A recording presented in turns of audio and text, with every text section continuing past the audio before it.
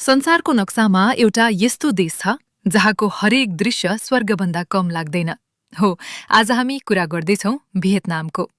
हरियालीले भरिएका धानका खेत, नीलो समुद्र, सुन्दर टापु र मनमोहक पहाडका कारण यो देश विश्वभर प्रसिद्ध छ। भियतनाम दक्षिणपूर्वी एसियामा अवस्थित एक सुन्दर देश हो। यसको राजधानी हानोई हो भने हो ची मिन सिटी सबैभन्दा ठूलो र आर्थिक केन्द्र हो। यसको सीमा चीन, लाओस र कम्बोडियासँग जोडिएको छ भने पूर्वतर्फ दक्षिण चीन सागर रहेको छ।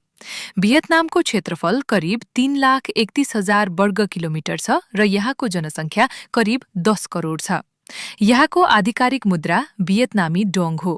देशको अर्थतन्त्र करिब 510 अर्ब अमेरिकी डलरको रहेको छ र यो एसियाका सबैभन्दा तीव्र रूपमा विकास भइरहेको अर्थतन्त्रहरूमध्ये एक मानिन्छ। इलेक्ट्रोनिक्स, मोबाइल फोन, कपडा, कफी, चामल र समुद्री उत्पादन यहाँका प्रमुख निर्यात वस्तु हुन्। रोचक कुरा के भने ब्राजिलपछि विश्वको दोस्रो ठूलो कफी निर्यात गर्ने देश पनि यही नै हो।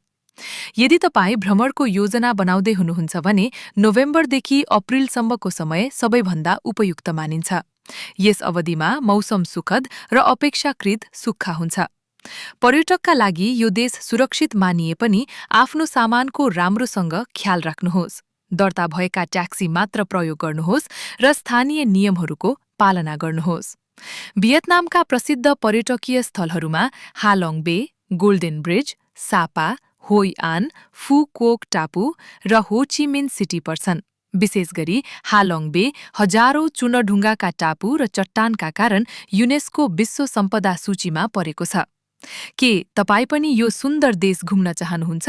आफ्नो विचार कमेन्टमा अवश्य लेख्नुहोस्। अनि यस्तै रोचक देश विदेशका जानकारीका लागि हामीलाई फलो गर्न नबिर्सनुहोस्।